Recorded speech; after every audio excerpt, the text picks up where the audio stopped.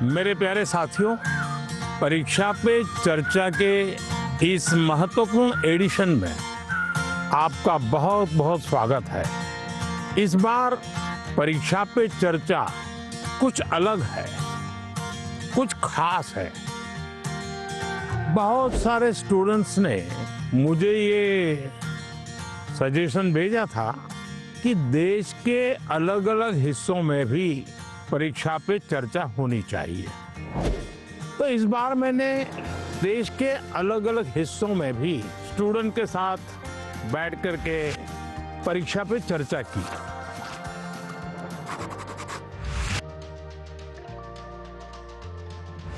इस special episode में आप यही देखने जा रहे हैं। तो सबसे पहले चलते हैं तमिलनाडु के कोयम्बटूर। तमिलनाडु के स्टूडेंट्स की एनर्जी, उनकी क्यूरियोसिटी ने मुझे बहुत प्रभावित किया।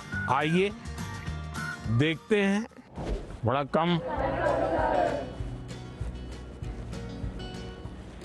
तो आप लोगों को कुछ खाने पीने को मिला कि नहीं? क्या मिला? नहीं, हमें घर से लेके आए थे। I couldn't believe my eyes when I saw him. First, I had expected like a dynamic, dramatic entry because he is the prime minister after all. But it was very simple, humble and down to earth. वो जब अंदर आए बस like goosebumps आने लग गए. It was really great. ऐसा है कि मैं कई वर्षों से 10th और 12th के जो बच्चे हैं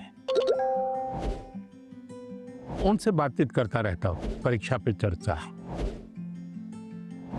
और मैं बातचीत करता हूँ कुछ सीखने के लिए। मेरे लिए बहुत बड़ा ये सीखने का कार्यक्रम होता है, ये सिखाने का कार्यक्रम नहीं। तो मैं आज तमिलनाडु के नौजवानों को इसलिए मिल रहा हूँ कि मुझे कुछ सीखना है। तो आप में से अगर कोई कुछ बातें करना चाहते हो, अपनी बात बताना चाहते हो, मुझे सुनना है। कौन शुरू करेगा? छवि जैन है मेरा नाम। मुझे स्टार्टअप करना है, तो मुझे किन किन विषय की जानकारी चाहिए और एजुकेशनल लेवल पे मुझे क्या करना होगा जिससे मुझे स्टार्टअप के लिए मदद मिल सके। आपकी बात एकदम सही है। मैं भी आजकल जब भी किसी नौजवान से मिलता हूँ तो तुरंत कहते हैं स्टार्टअप। पहले आपका ध्यान इस बात पे होना चाहिए कि आप क्या करना चाहते हैं। कुछ स्टार्टअप ऐसे हैं जो सिर्फ टेक्नोलॉजी में इनोवेशन करना चाहते हैं। किसी को लगता है मैं ड्रोन बनाऊं, किसी को लगता है कि मैं घर में बिजली की व्यवस्था ऐसी खड़ी कर दूं। अपने किसी 4 दोस्तों को देख जानती होगी जो टेक्नोलॉजी में एक्सपर्ट हैं। एक आध दोस्त है फाइनेंस में एक्सपर्ट है। चलो 4 लोगों की टोली बना दे, साइड में अपन स्टार्टअप शुरू करते हैं। जरूर नहीं कोई स्टार्टअप के लिए कोई 25 साल की उम्र चाहिए, आप कभी भी शुरू कर सकते हैं। छोटे छोटे स्टार्टअप से भी काम शुरू हो सकता है। तो मैं समझता हूँ कि अगर आपकी रुचि है तो बहुत अच्छी बात है। कुछ स्टार्टअप चलाते हैं, तुमको मिलने जाओ और एक प्रोजेक्ट रिपोर्ट बनाओ। उनको बताना चाहिए मैं तो स्कूल से हूँ, मैं स्कूल का प्रोजेक्ट बना रहा हूँ। तो वो छुपाएगा नहीं, आपसे बताएगा। तो धीरे धीरे आपको ज्ञान भी मिलेगा कैसे कर सकते हैं। सर, हमेशा मुझे ये डर रहता है कि कहीं मैं पढ़ाई में ज़्यादा फोकस करूँ तो मैं अपनी पैशन खो दूँ। अगर मैं अपने पैशन पे ज़्यादा फोकस करूँ तो मेरी पढ़ाई छूट जाएगी। दोनों के बीच में बैलेंस कैसे लाऊं? देखिए, पहली बात है कि 2 अलग चीजें, ऐसा आप मानते क्यों हैं? दोनों उपयोगी हैं। जैसे मान लीजिए आपको आर्ट का शौक है? और आपने साइंस का कोई विषय पढ़ा और उसमें कोई लैब की चर्चा है और कुछ केमिकल मिलाने की चर्चा है। तो आप ऐसा कीजिए, कागज लीजिए, लैब बनाए, कागज पे पेंटिंग कर लैब बनाए। फिर जो केमिकल पढ़ने के थे हर बोतल में केमिकल का नाम लिखे। फिर आप पढ़ने में आया था कि भाई इस केमिकल को मिलाने से ऐसा कलर बनता है, तो एक दूसरा चित्र बनाइए उस पॉट के अंदर वो कलर। तो आपका चित्र का काम भी हो गया और आपको वो लेसन भी याद हो गया। यानी एक साथ दोनों चीजें बहुत अच्छी तरह से आप कर सकते हैं। आपके थकान को उतरने के लिए भी एक प्रकार से आपके पास जो कला है, क्राफ्ट की, जो कुछ भी आपके सीखने की इच्छा है, वो आपको मदद कर सकती है। डेली या सप्ताह में 2 दिन आधा घंटा इसके लिए दो। समाज जीवन में जिसकी जरूरत है वो शिक्षा तो करनी है, लेकिन जो व्यक्ति के जीवन में उपयोगी है वो आप इससे कर सकती हैं। हमारा देश भी 2047 में डेवलप्ड राष्ट्रों के साथ एक होने वाला है। सो मेरा प्रश्न क्या है कि हम नवयुवक इसे हासिल करने के लिए क्या कर सकते हैं? मुझे अच्छा लगा कि मेरे देश के 10th 12th के बच्चों के मन में भी 2047 विकसित भारत का ड्रीम है। ये मेरे लिए बहुत बड़ी खुशी की बात है ना। आज मुझे अब मजा आएगा। वाह, देखिए ये चीज है ना। अब 2047 में विकसित भारत यानी क्या है? आपने कभी सिंगापुर के विषय में सुना होगा। सिंगापुर एक जमाने में एक मछुआरों का छोटा सा गांव था, उसमें से आज इतना बड़ा बन गया। तो ली कुआन यू कहते थे कि भाई अगर हमको डेवलप कंट्री बनना है तो हमें अपनी आदतें डेवलप कंट्री के लोगों की होती वैसी बनानी पड़ेगी। हमें थर्ड वर्ल्ड कंट्री की तरह कहीं पर भी कूड़ा कचरा फेंक दिया, कहीं पर थूक दिया, ये नहीं चल सकता। सिर्फ कहीं जाना है, भाई यहाँ पर रेड लाइट है, मुझे स्कूटर खड़ा कर देना चाहिए। अब छोटी सी चीज है कि भाई हम परिवार में तय करेंगे कि हमारे घर में खाने के बाहर कुछ भी जूठा नहीं छोड़ेंगे। बताइए, सब लोग ऐसा करें तो कितना खाना बचेगा, कितना बड़ा फायदा होगा। तो एक नागरिक के नाते मैं अगर इन चीजों का जीवन में ठीक से पालन करूं तो मतलब कि मैं विकसित भारत के लिए कंट्रीब्यूट कर रहा हूं। अब जैसे वोकल फॉर लोकल, मैं मेरे देश की चीजें खरीदूंगा। मैं भारत में जो चीजें बनी उसको लूंगा। जैसे मैं कहता हूँ मेड इन इंडिया। अब कुछ लोग पैसे वाले लोगों को लगता है दुबई में जाके शादी करेंगे। वहां हिंदुस्तान में क्या कमी है भाई? हम सब देश के नागरिक छोटी छोटी चीजों को करें, हम जरूर विकसित भारत बनाने में अपना दायित्व निभा सकते हैं, हम कंट्रीब्यूट कर सकते हैं। He was shocked that, oh my God, a student is actually concerned about this. And he told us that it's the small steps that matter, not the large ones. मेरा आपसे प्रश्न ये है कि कोई भी छात्र या कोई भी मनुष्य अपना जीवन जब व्यतीत करता है तो बहुत सारी चुनौतियों का सामना करता है। जब चीज़ें डिफिकल्ट हो जाती है तभी हमको हमारा जो मोटिवेशन होता है जीवन व्यतीत करने में वो कम होता है। तो ऐसी स्थिति में सफलता प्राप्त करने के लिए हमें मोटिवेशन की ज़रूरत है या अनुशासन की? दोनों चीजें महत्वपूर्ण है जीवन में। अगर अनुशासन है ही नहीं तो कितना ही इंस्पिरेशन होगा तो वो इंस्पिरेशन क्या काम का आएगा? मान लीजिए एक किसान है, उसको प्रेरणा मिल रही है, बगल वाला किसान बहुत फसल कर रहा है, इंस्पिरेशन है कि यार उसकी तो 1 एकड़ भूमि है, मेरी तो 4 एकड़ भूमि है, वो ज्यादा कमाता है, मैं कम कमाता हूं, तो उसको इंस्पिरेशन तो वहां से मिलता है। लेकिन ये बारिश के पहले जोतना चाहिए, वो सोचना नहीं, देखेंगे हफ्ते के बाद करेंगे। अगर खेत जोतेगा नहीं और बारिश आ गई फिर वो कुछ भी करे उसकी तो हालत खराब ही रहेगी। तो उसके अंदर वो डिसिप्लिन नहीं था, इंस्पिरेशन था कि मैं उसकी जितनी कमाई करूं, लेकिन डिसिप्लिन नहीं थी। भाई मुझे इस समय के पहले खेत जोत के रखना चाहिए, बीज की जरूरत है ला करके रखना चाहिए, बीज को तैयार करने का काम करना चाहिए, तो डिसिप्लिन नहीं था। जीवन में डिसिप्लिन बहुत अनिवार्य है।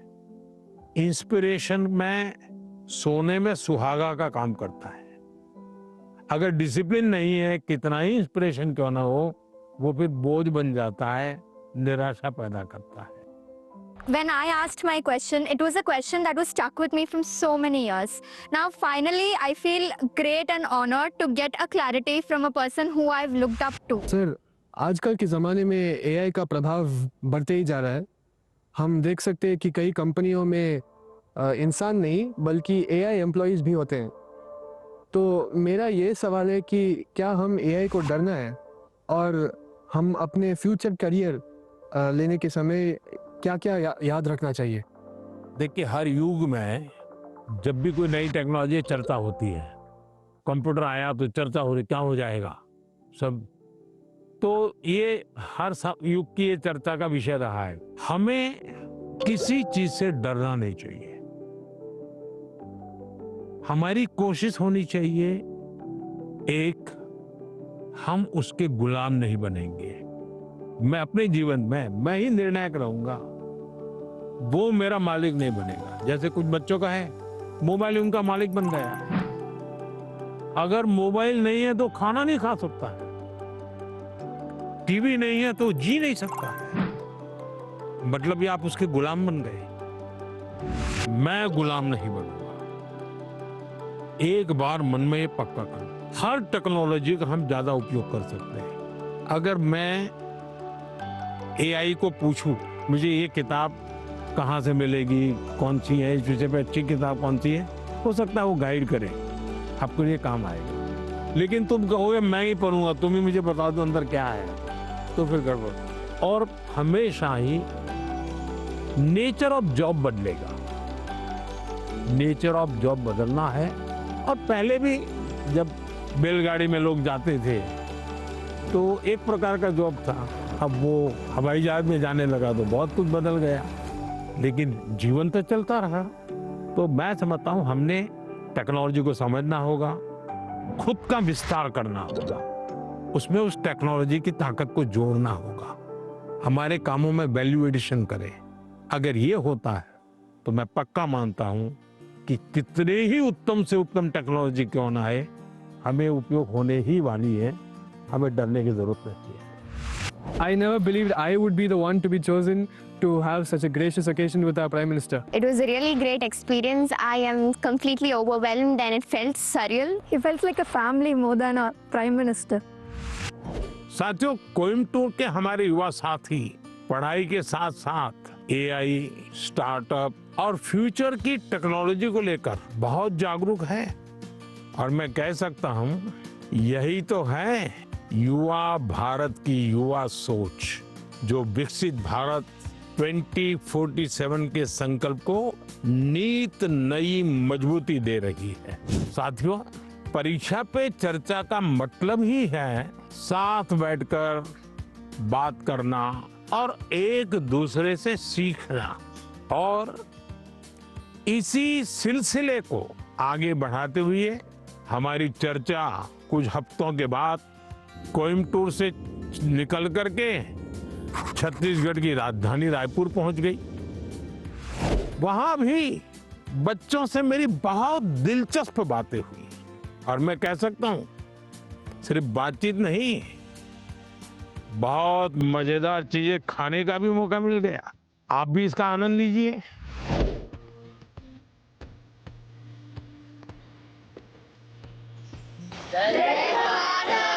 जय जोहार। कुछ खिलाया पिलाया कि नहीं? हैं? हाँ, आप भी बहुत सारी मीटिंग्स अटेंड करके आए हैं, आप भी हमारे यहाँ का खाना चाहेंगे? कैसे बनता है? सर, ये बेसन को गोल गोल आकार देकर उसको तलते हैं। अच्छा, और ये नमकीन होता है। तो कब खाते हैं ये लोग? सर, दिवाली के टाइम, दिवाली टाइम का खाते हैं? ज्यादातर दिवाली टाइम पे बनता महाराष्ट्र में इसको क्या कहते हैं? है। महाराष्ट्र में ऐसा ही बनता हो, चकली कहते हैं। हाँ सर। ये क्या है? सर, ये खुरमी है, हाँ। हमारी गुड़ से बनती है, आटे से बनती है, सूजी से बनती है। हम्म,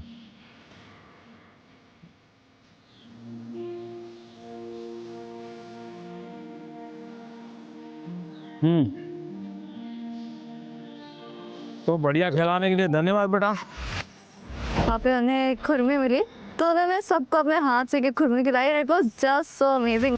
आपके मन में भी कुछ सवाल आते होंगे आज आप लोगों को यहाँ आने के लिए मौका मिल गया है तो बताइए। हम स्टूडेंट्स को भी एग्जाम्स के बाद वेकेशन से जाने का बहुत मन करता है, तो आप इंडिया में कोई ऐसी 5 जगह बता सकते हैं जहाँ हम भी जा सकें? आप जिस तहसील में से हो, कौन सा तहसील है आपका? सर, मैं रायपुर से। रायपुर से। रायपुर तहसील में कौन कौन सी चीजें हैं, इसका जरा लिस्ट बनाओ। 1 घंटा लगेगा, 2 घंटे लगेंगे, जाऊंगा।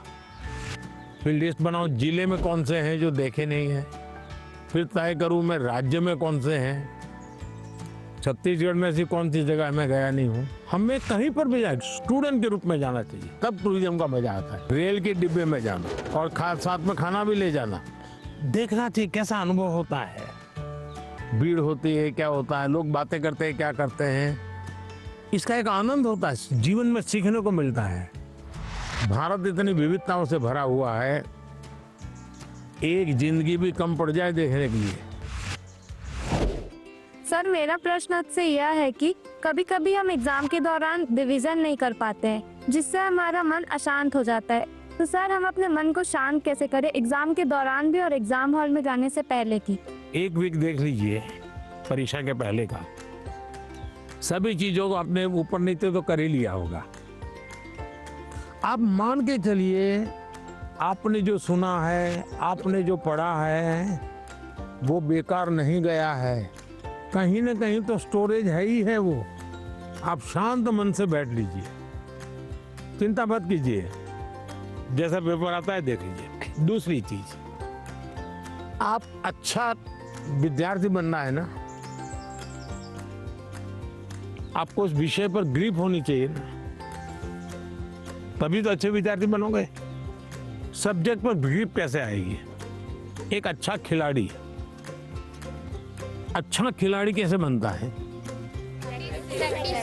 निरंतरता बनाए रखना, डिसिप्लिन में रहता है, रूटीन में चलता है। सबसे बड़ी बात है वो लगातार कंपटीशन करता रहता है, गिरता है, पटकता है, हारता है, जीतता है, करता है, उसमें से वो खिलाड़ी बनता है। ठीक है, आपको मैं एक सुझाव देता हूं, आप करिए। आपके क्लास में कुछ विद्यार्थी होंगे, आपको लगता है जरा पढ़ने में थोड़ा कम है, ऐसे तो होते ही हैं, हाँ? ऐसे एक आध को आप दोस्त बनाइए, ये टेक्निक बहुत कायम आएगी आपको। उसको कहो कि मैं आज तुझे मैथ सिखाना चाहता हूँ। अब उसको मैथ सिखाने के लिए आप जो मेहनत करेंगे, दिमाग फोकस करेंगे, आपका मैथ्स पक्का होगा कि नहीं होगा? मैं ताइक्वांडो खेलती हूँ और मैं आगे चल के स्पोर्ट्स पर्सन बनना चाहती हूँ। अपनी स्टडीज और स्पोर्ट्स को बैलेंस करके कैसे रख सकती? शिक्षा की जीवन में भी जरूरत है, समाज जीवन में भी जरूरत है, इसको अंडर एस्टिमेट नहीं करना चाहिए। ये गलती कभी मत करना कि खेल में मैं बहुत अच्छा हूं इसलिए मुझे पढ़ने की जरूरत नहीं है, लेकिन शिक्षा ही सब कुछ कर लेगी ऐसा नहीं है। आप में हुनर है, जो भी है उसको डेवलप करना चाहिए। खिलाड़ी बनने के लिए खेले वो एक विषय है, लेकिन जिंदगी में खेल होना चाहिए, ये भी बहुत जरूरी है। जिंदगी खेल होने से बचाना है तो जिंदगी में खेल होना चाहिए। खेलना भी है, खेलूंगा तो खिलूंगा, और पढ़ना भी है ताकि और लोग कहें नहीं कि इसको कुछ पढ़ना उड़ना आता नहीं इसलिए मैदान में रहता है। नहीं, पढ़ने में भी मैं पावरफुल हूँ, खेलने में भी पावरफुल। वो जो भी बताए उसको मैं अपने लाइफ पे इम्प्लीमेंट करने का कोशिश करूँगी, और मैं लफ्ज़ों में बयान नहीं कर सकती आज जो भी हुआ। सर मेरा सवाल ये है, जैसे कुछ सालों पहले आपने स्वच्छ भारत स्टार्ट किया था, हमारा नया रायपुर भी डेवलपमेंट की ओर जा रहे हैं, तो हम एज अ स्टूडेंट उस डेवलपमेंट के लिए या अपने इन्वायरमेंट को प्रोटेक्ट करने के लिए क्या कंट्रीब्यूट कर सकते हैं? प्राकृतिक संपदा को बचाने का हमारे स्वभाव में होना चाहिए, और धीरे धीरे हमें लोगों को जोड़ना चाहिए। अब जोड़ते रहते हैं तो बदलाव आता है। खुद के जीवन में कुछ नियमों का अगर हम पालन करते हैं, जैसे अब पानी, मुझे बताइए कि मैं ब्रश कर रहा हूँ और पानी बह रहा है, अरे भाई तुम ब्रश कर रहे हो तो पानी तो बंद करो, जब मुंह धोओगे तब पानी लेना। छोटी छोटी चीजें होती है। एक बार मैं एक गांव की यात्रा कर रहा था, दूर से मैंने देखा कि एक जगह एकदम से जंगल जैसा लग रहा है, बड़ा हरी भरा। तो क्या है बोले तो स्कूल है, तो सब इतना सूखा है, ग्रीन है। वहाँ एक टीचर थे, उस टीचर ने ये जो पेट्रोल पंप होता है, वहाँ जो ऑयल के कैन वगैरह होते हैं वो इकट्ठे करते थे वो, और बच्चों को कहते थे कि तुम्हारे घर में वो जो पानी होता है जिसमें खाने का कुछ अंश होता है, वो इस बोतल में रोज स्कूल आओगे तब भर करके आना। तो सारे बच्चे वो बोतल भर के या जो उनको कंटेनर दिया है वो भर करके आते थे और उन्होंने वहाँ पैड लगाए थे। हर बच्चे को एक पैड दे दिया गया था। वो जो पानी ले आता था वो उसमें डालना होता था उसको। फर्टिलाइजर का भी काम करता था, सब्जी वब्जी के टुकड़े होते थे। उसके कारण वो पूरा स्कूल को चारों तरफ एकदम से ग्रीन बन गया था। एक टीचर ने इतना बड़ा परिवर्तन लाया। मानवीय रूप से व्यवहार करे तो बदलाव शुरू हो जाता है। छोटी चीजें हैं, हम आराम से कर सकते हैं। समाज का वातावरण हमारे स्वभाव में आना चाहिए। आप इतने साल से देश को संभाल रहे हो, देश के लीडर हो, तो आप फ्यूचर जनरेशन से, हम बच्चों से ऐसी कौन सी क्वालिटी एक्सपेक्ट करते हो कि हमारे अंदर आनी चाहिए एक लीडर के रूप में? ऐसा लीडर बनना है कि लीडर बनना है? दोनों बनना है। देखिए, पहले लीडर बनिए। जो काम है मन में तय करिए, कोई करे या ना करे मैं करूंगा। जब ये शुरू आ जाएगा, मैं अपने से शुरू करूंगा, तो आप देखिए अपने आप लीडरशिप आना शुरू हो जाएगी। जैसे मान लीजिए यहाँ कूड़ा कचरा है, आप जा रहे हैं और आपने एक उठा लिया, तो आपके साथ जो 4 लोग चलते होंगे ना, आपने देखा होगा वो भी, उनको भी लगे यार उठा लो। मतलब आप लीडर बन गए कि नहीं बन गए? अच्छी चीज है, हमें अपने आप को हमेशा लीडर रोल में तैयार करना चाहिए। ये अच्छा विश्वास है, विचार भी अच्छा है। लेकिन लीडर का मतलब ये नहीं है कि चुनाव लड़ना, पॉलिटिकल पार्टी बनाना, पार्टी में जाना, लच्छादार भाषण करना, ऐसा लोग नहीं होता लीडर। मतलब लीडरशिप में एक क्वालिटी होनी बहुत जरूरी है कि आप 10 लोगों को अपनी बात समझा पाओ। थोपनी नहीं है, समझानी है। समझाने के लिए पहले उसको समझना है। जो उनको समझ पाता है वो समझा पाता है, जो उनको नहीं समझता है वो कुछ नहीं समझा पाता। और इसलिए हमारी कोशिश ये होनी चाहिए कि उनको समझना चाहिए। उन्होंने बहुत अच्छे से बताया कि किसी के अंदर एक लीडरशिप क्वालिटीज होती है अगर वो किसी चीज के लिए रिस्पॉन्सिबल हो रहा है। If I would describe this whole then I would say सपना। मैं प्रधानमंत्री से मिली। I am very lucky. बहुत अच्छा था, मतलब ऐसा एक्सपीरियंस जो लाइफ में बहुत कम लोगों को मिलता है। परीक्षा की तैयारी के अनुभव, परीक्षा के समय आने वाले विचार, स्ट्रेस और लोगों की एक्सपेक्टेशन से जुड़े हुए ढेर सारे सवाल लगातार चर्चा का हिस्सा बनते हैं। और परीक्षा पे चर्चा का मकसद ही है कि हमारे युवा साथी इस पर खुलकर बात करें। परीक्षा पे चर्चा सिर्फ बोर्ड एग्जाम की तैयारियों से जुड़ी नहीं है। मैं जब आपके सवाल सुनता हूं तो स्वाभाविक है मेरे मन को भी वो छूते हैं। मैं अंदाजा लगाता हूं कि जीवन के कई पहलुओं से जुड़ी हुई बातें हमारे युवा मित्रों के मन में लगातार चल रही है। मैं अब आपको गुजरात लेकर चलूंगा। वहां के बच्चों ने और विशेषकर ट्राइबल बेल्ट के मेरे आदिवासी बच्चों ने जो सवाल पूछे, और उन्होंने तो मुझे सचमुच में हैरत में डाल दिया था।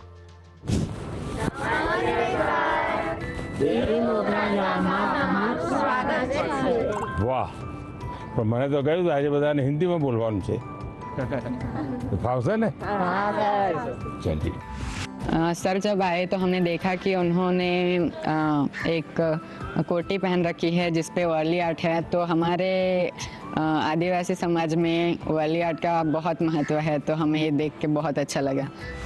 तुम बहुत एक्साइटेड थे आपका मिलने के लिए। किसी और बच्चे को आपसे मिलने और आपसे बातें करने के लिए कितने सवाल होते हैं, लेकिन हम उतने नसीब वाले हैं कि जो आपके साथ बातें करें। आप कितने दूर से आए? हम यहाँ रेडियापाड़ा से। रेडियापाड़ा से ही आए? अच्छा। हम मांडवी से। मानवी, अच्छा। क्या नाम? जय।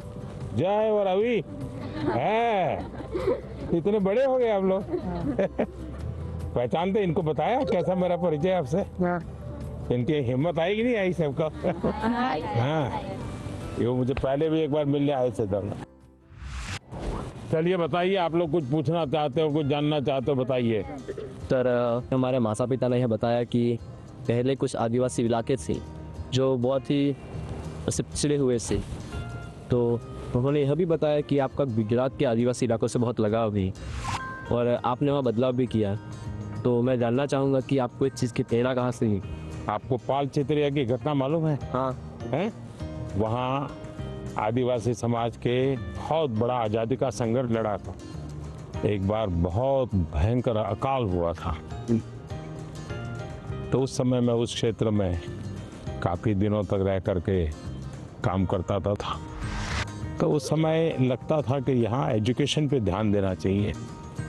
उसके बाद जब मुझे मौका मिला, मुख्यमंत्री बना, तो मैं ध्यान देने लगा। आपको हैरानी होगी, एक समय ऐसा था कि उमरगांव से अंबाजी तक एक भी साइंस स्कूल नहीं था। तो बाद में आपने तो देखा, अब तो 2 यूनिवर्सिटी है, साइंस स्कूल है, इंजीनियर ITI, ये बहुत सारा बदलाव आया है, तो उसका बहुत बड़ा लाभ हो रहा है। हाँ सर। आज भी आपको मालूम होगा, एक मैंने PM जनमन योजना बनाई है। आदिवासियों में भी कुछ इलाके और कुछ लोग हैं, समाज, वो और पीछे रह गए हैं।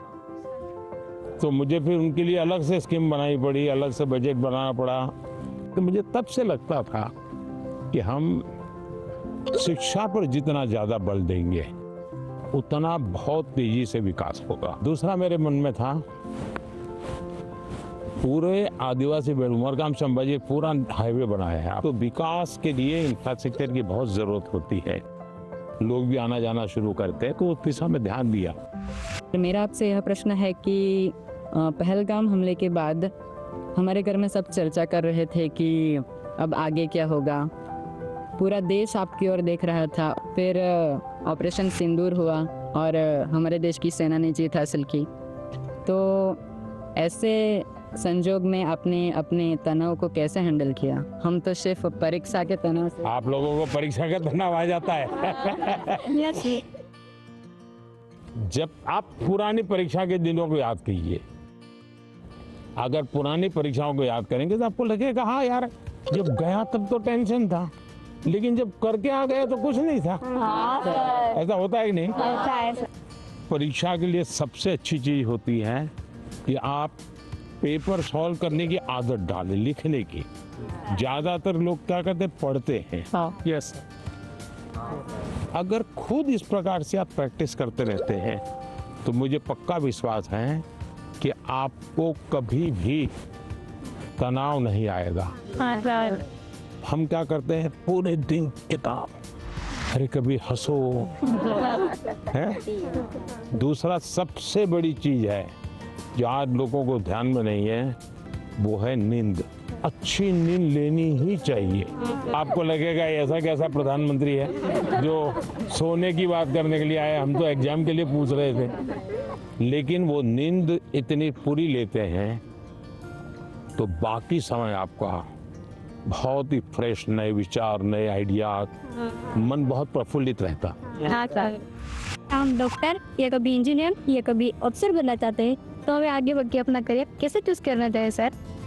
अगर आपने एक महीने में 10 चीज अलग अलग बता दी तो घर वाले क्या कहेंगे, इसका तो कोई ठिकाना ही नहीं। ये तो अच्छी चीज है कि आपको कुछ किसी को देख के लगा मैं भी ऐसा बनता तो क्या होता। अगर ये हमको करना है, जो व्यक्ति बहुत बड़ा बन गया है, वो बड़ा बनने की इच्छा होना बुरा नहीं है, लेकिन वो बड़ा बना है तहीं से अपने को जोड़ो मत।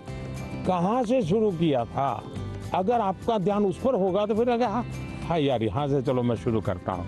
कोई कहेगा कि मैं क्रिकेटर बना, लेकिन जब मैं 8वीं कक्षा में था तो सुबह 4 बजे उठ करके साइकिल चला करके स्टेडियम तक जाता था और फिर मैं 2 घंटे प्रैक्टिस करता था। तो फिर तो मैंने कहा अच्छा इतना मेहनत करना पड़ता है, चलो मैं शुरू करता हूँ। अभी तो क्या लगता है, देखिए यार सेंचुरी लगा दी, फोटो छप गई। तो सपनों के लिए जीना सीखे, सपनों के अनुकूल जिंदगी बना, लेकिन शोर अगर मचाए तो सफलता शोर मचाए। हाँ जैसे ही आप नंबर 1 आ जाएंगे तो सफलता शोर मचाएगी नहीं मचाएगी? पूरे स्कूल को पता चलेगा या नहीं चलेगा? चलेगा। पूरे गांव को पता चलेगा या नहीं चलेगा? तो हमारी कोशिश ये होनी चाहिए। सर ने जो बातें कही, जो मैंने सुनी, सब मैंने अपने जीवन में आगे बढ़ने के लिए और आगे बढ़ के कुछ बनने के लिए सब अपने लिए सोचा। आइए। सर अब हम ले चलते हैं हमारे कल्चर से रिलेटेड कुछ चीज़ें दिखाने। सर ये है वारली पेंटिंग्स है, जो एक कार्डबोर्ड बनाते हैं उससे ऐसे पेंटिंग करते हैं। ये सभी वो चीज़ें हैं जो हमारे कल्चर से रिलेटेड है। सर हमने आदिवासी काफी जो आदिवासी है उनके कलाकृतियों को रिप्रेजेंट किया है, जैसे कि चित्रकला है, ये लिपन आर्ट, ये जो मैंने बनाया ये है पिथुरा आर्ट। खुद बनाए हो? यस सर, ये आपके लिए ये बनाया है। क्या नाम आपका? किशन है। ये आपकी हैंड राइटिंग है? Yes sir. अरे वाह, थैंक यू सर। कितने बढ़िया है भाई। घर की दीवारों पे ये बनाए हैं और उनकी पूजा भी करते हैं। वाह, तो आप तो बड़े आर्टिस्ट हो गए भाई। Yes sir. हैं? मुझे बहुत अच्छा लग रहा है कि हमारे भारत देश के वड़ा प्रधान ने मेरी पेंटिंग्स ली है और सर ने भी बहुत अच्छी तरह के हमारे साथ, जैसे हम खुद फ्रेंड्स के साथ बात कर रहे हैं, ऐसा फील हो रहा था। प्लीज आपसे ये सवाल है कि आपकी लाइफ में आपके टीचर्स का क्या रोल? बहुत रोल था, बहुत रोल था। जैसे मैंने बताया, मेरे टीचर हमें डेली कहते थे कि आप लाइब्रेरी जाइए, टाइम्स ऑफ इंडिया में ये एडिटोरियल के ऊपर एक वाक्य रहता है, वो अपने उसमें लिख करके आइए, और दूसरे दिन वो उसकी चर्चा करते थे। तो ऐसी बहुत सी चीज़ें थी, जैसे ये जो फिटनेस वाला मामला है, तो मेरे यहाँ एक परमार साहब करके से, जब मैं प्राइमरी में था, वो बहुत आग्रही रहते थे फिजिकल फिटनेस के लिए, सिखाते थे भी थे, और योगा सिखाते थे, मलखम सिखाते थे। हम प्लेयर नहीं बने, लेकिन हमें ये तो समझ आया कि ये शरीर के लिए ज़रूरी है। तो हर टीचर का हर एक के जीवन में, अब दुनिया के कितने भी बड़े महान पुरुष को मिलिए, उसके जीवन में से 2 बातें जरूर मिलेगी। वो एक वो कहेगा कि मेरे जीवन में मेरी माँ का बहुत बड़ा रोल है, हाँ। दूसरा कहेगा मेरे जीवन में मेरे टीचर का बहुत बड़ा रोल। हर एक क्षेत्र में हमारा देश आगे बढ़ रहा है, तो आप बताएंगे कि हमारे देश से आदिवासी समुदाय के लोग हमारे देश को आगे बढ़ाने में क्या कर सकते हैं? वह देखिए, देश जो आज आगे बढ़ा है ना, वो आदिवासी समाज के कारण ही बढ़ा है। आज देश का पर्यावरण बचा है तो आदिवासी समाज के कारण बचा है। वे प्रकृति की पूजा करते हैं, प्रकृति की रक्षा करते हैं। आज भी हमारे देश की सेना सर्वाधिक देश भर के आदिवासी समाज के बेटे बेटियां सेना में है। आज देश के हर क्षेत्र में अब कोई फर्क नहीं रहना चाहिए, हमारे लिए कोई फर्क नहीं है। हमारे पास तो अब जैसे स्पोर्ट्स में हमारे आदिवासी बच्चे बहुत कर सकते हैं, इनका डेवलपमेंट हुआ, देश का नाम रोशन। आपको मालूम है अभी क्रिकेट महिला टीम जीत करके आई, पता? क्रांति गौड़ नाम की बच्ची है, मध्य प्रदेश से, वो आदिवासी बेटी है, उसने खेलकूद में नाम कमाया है। और वैसे भी हमारे देश के कई खिलाड़ी हैं जो आदिवासी समाज से हैं और उन्होंने बहुत बड़ा नाम रोशन किया है। उसी प्रकार से हुनर, आपके पास इतनी कला है, आप अगर टेक्नोलॉजी सीख लें तो यही सामर्थ्य कितना आगे बढ़ जाएगा। तो एक तो हमें नौकरी के लिए जिंदगी ये नहीं हो सकता, नहीं। सपना तो ऐसा होना चाहिए भाई, मैं एक ऐसी जिंदगी जीना चाहता हूँ, उसके लिए मैं जिंदगी को बनाऊंगा। अगर ये हम करते हैं तो हमें बहुत लाभ होगा। गाना गाएंगे, चलिए सुनाइए। नारी तू तपालू रे नारी, जंगलू रे नारी तू तपालू रे नारी, तेरी उत्पाती आए या मोके माता, तेरी तू सताली आए या मोकी माता। हम सबने मिलके उनके लिए गाना गाया जो कि यहाँ मोगी माता के बारे में था। वो कहाँ रहते हैं, कैसे रहते हैं, वो सब था उस सॉन्ग में। हमारी बहुत सारी बातचीत हुई सर के साथ कि कैसे जीवन में हमेशा खुश रहे, सारे स्ट्रेस को कैसे दूर करें, अपने टाइम मैनेजमेंट कैसे करें, और एग्जाम के बारे में भी कैसे मतलब पढ़ाई करें, एग्जाम से डरना नहीं है।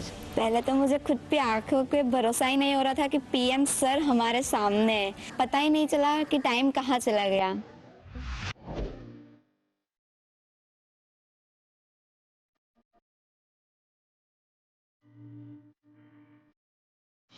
परीक्षा पे चर्चा का हमारा सफर अष्टलक्ष्मी यानी नॉर्थ ईस्ट भी पहुंचा और गुवाहाटी में परीक्षा पे चर्चा, और वो भी ब्रह्मपुत्रा के उस बहते हुए प्रवाह के बीच मजे से सैर करते करते चर्चा भी चलती रही।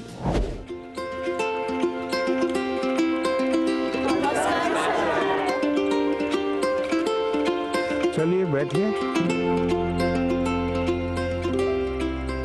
प्रणाम माननीय प्रधानमंत्री जी, हम सभी आपको एक गमछा पहनाना चाहते हैं। जरूर। असम में आए और गमछा न हो,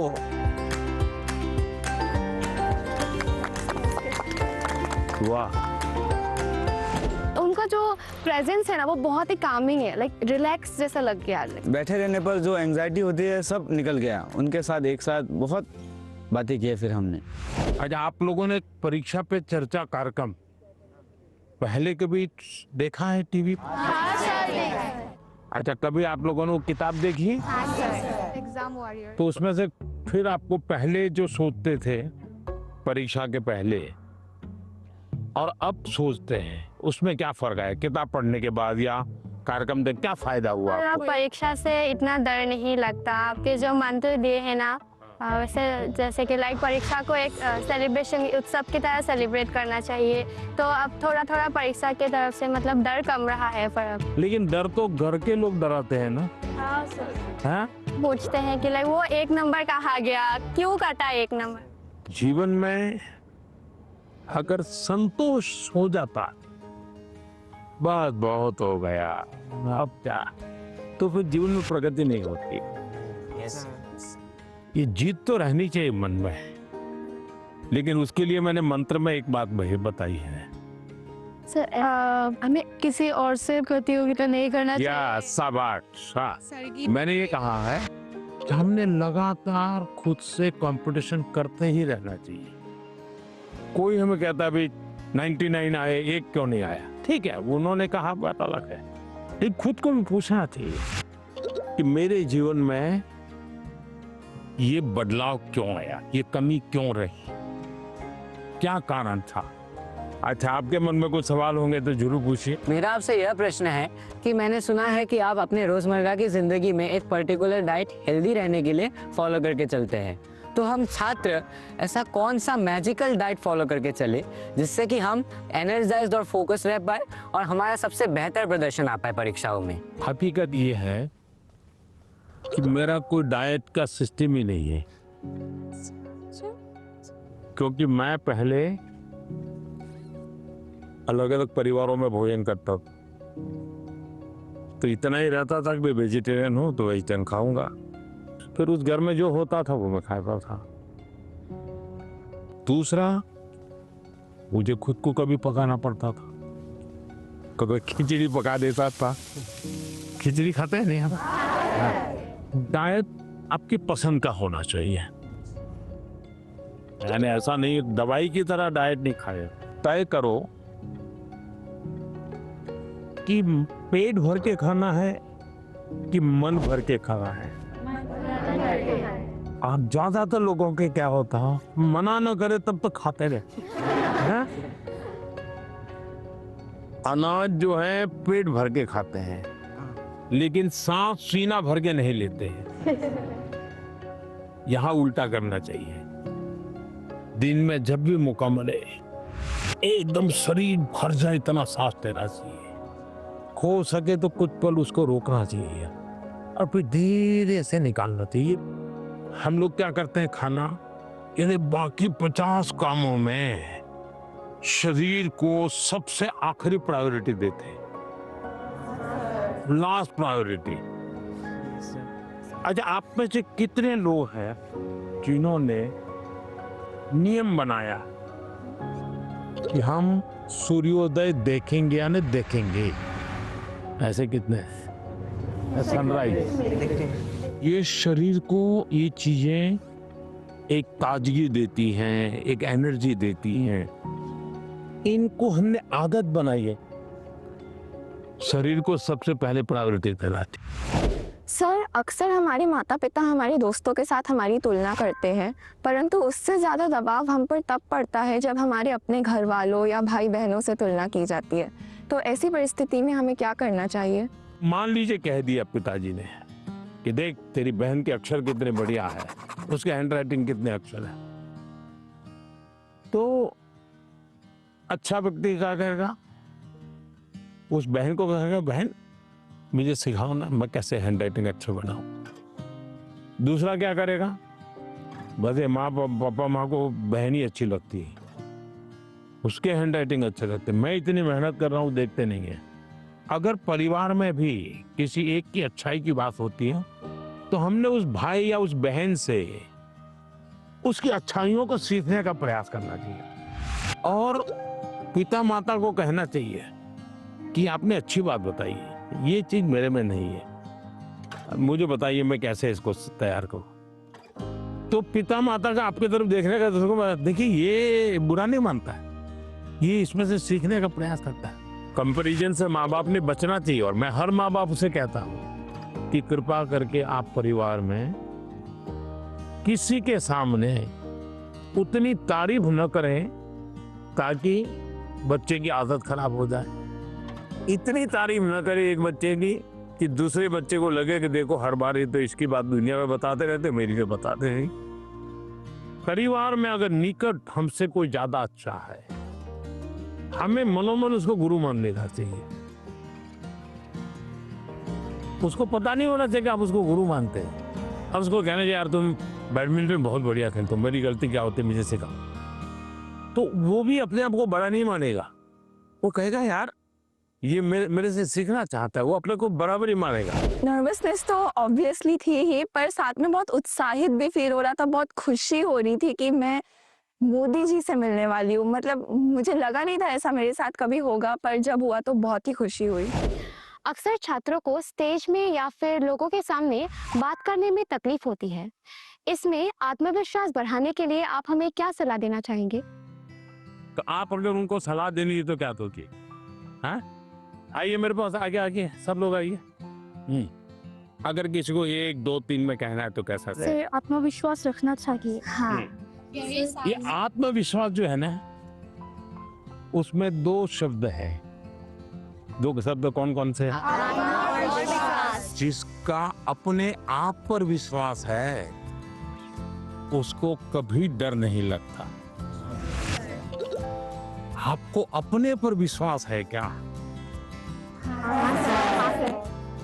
अगर खुद पर विश्वास है तो आप हर चीज को पार कर सकते हैं। जिसको खुद पर विश्वास होता है करता क्या है? पूरी परिस्थिति का मनोमन अध्ययन करता है।